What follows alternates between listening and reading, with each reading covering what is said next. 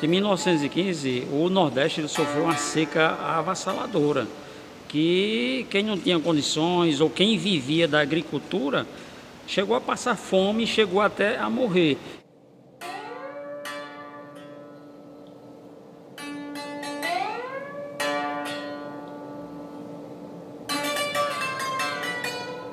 Então eles buscavam os maiores centros comerciais, centros urbanos, para que pudesse sobreviver. A palavra é essa, sobreviver. Diversos retirantes da mais diversas localidades, não só do Rio Grande do Norte, mas de outros estados, também vieram para cá, procurar os maiores centros. E Mossoró fica entre duas grandes capitais, próximo ao litoral.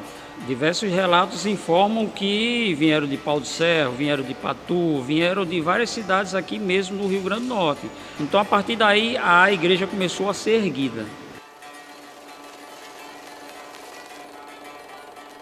A Ordem Vicentina em Mossoró construiu a capela num período histórico importante, né? A construção começou em 1915, na Grande Seca de 15. Mossoró ela tinha comércio de couro, de algodão, de óleo, e já era um polo bastante, economicamente falando, viável. Era uma cidade pastoril, ela vivia de plantação, mas ela tinha benefício de algodão, de couro.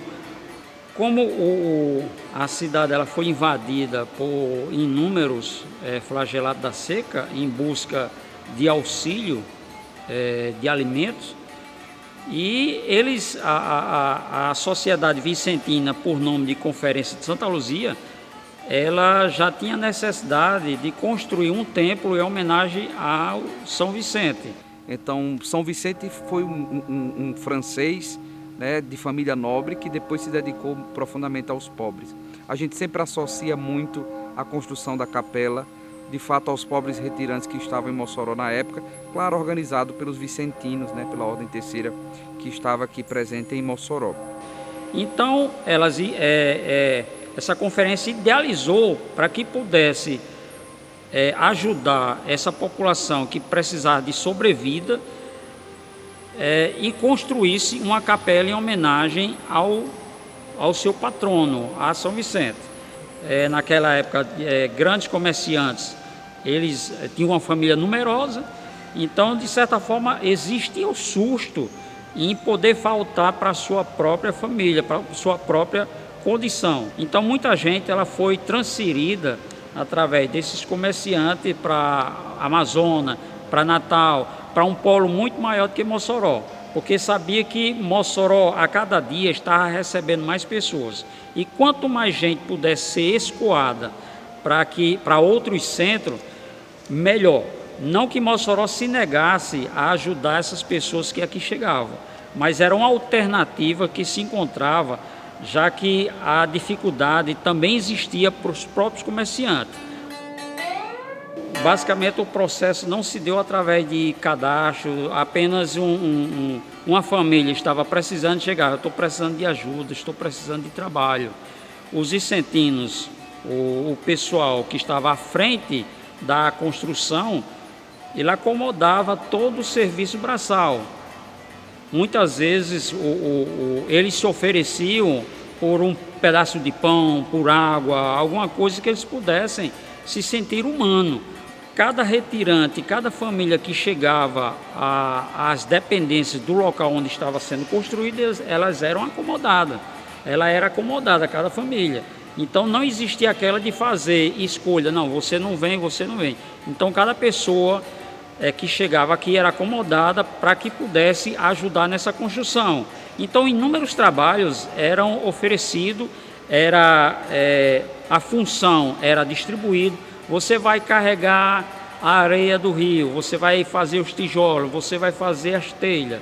Então, conforme a necessidade do levantamento do templo, cada pessoa, cada família era encarregada de fazer o seu trabalho. O barro era retirado do leito do rio Mossoró. Então, eles tinham aquelas formas e faziam o quadrado, os tijolos enormes. Tanto se você for verificar, as paredes da capela, elas são grossas, certo? Elas são largas. Exatamente por quê? Porque o processo de construção ele foi com areia, tijolo e cal. Então, não tinha estrutura de ferro nenhuma. Posteriormente, após uma reforma, é que foi feita para ela aguentar muito mais tempo. Então, o processo era feito no leito do rio Mossoró. As telhas, há relatos de que a forma era na coxa do próprio construtor, do próprio pessoal que estava fazendo, executando o trabalho. Então, muitas vezes a telha ela poderia sair disforme, ela não saía do mesmo tamanho.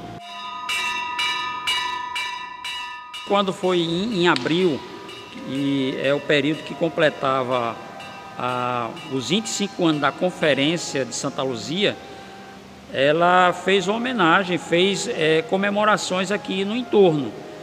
Era até uma forma de, além de movimentar, angariar recursos, através de leilão, através de quermesse, certo? Então, houve celebração aqui no entorno. E a imagem de São Vicente, que ficava na Catedral de Santa Luzia, na Igreja Matriz, ela foi transferida para cá em procissão. Então, em 1915, houve o início da construção, 19, no mês de abril, sem concluir ainda, houve a comemoração dos festejos da Conferência de Vicentino, a Conferência de Santa Luzia, em que trouxe a imagem para cá, faltando ainda diversas coisas. Não tinha banco, não tinha cadeira, não tinha forro, então era céu aberto, mas que pudesse celebrar o Santo da Caridade, porque desde o período ao início da sua construção, muita gente tinha sido beneficiada, sobreviveram por intermédio deste trabalho. Essa região aqui da Capela de São Vicente, ela tinha poucas construções. Ela tinha a construção da casa do prefeito, a Capela de São Vicente, a casa ao lado, tinha uma casa aqui por trás. Essa parte frontal à capela não existia, era um campo limpo. Então, poucas casas esparsas de um ponto para o outro.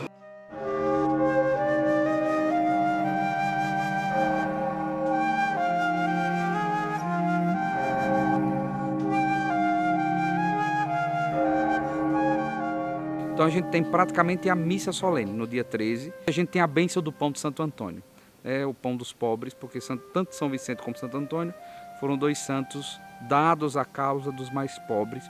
Então a gente faz sempre questão de, nesses dias deles, exatamente distribuir o pão dos pobres, o pão de Santo Antônio. Geralmente vem um padre capuchinho franciscano para fazer a bênção do pão, e aí a gente distribui ao povo no final da missa.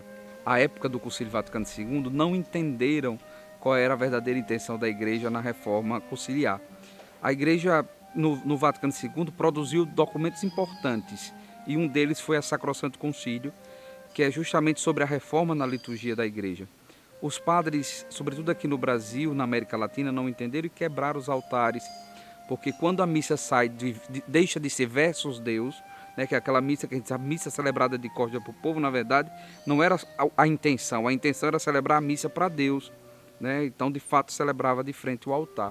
É tanto que o Papa Bento voltou a fazer uma menção de colocar a cruz sobre o altar para lembrar sempre que o sacrifício do altar que é celebrado não é um sacrifício humano, não é um sacrifício nosso, é um sacrifício que o Filho se oferece, de fato, ao Pai.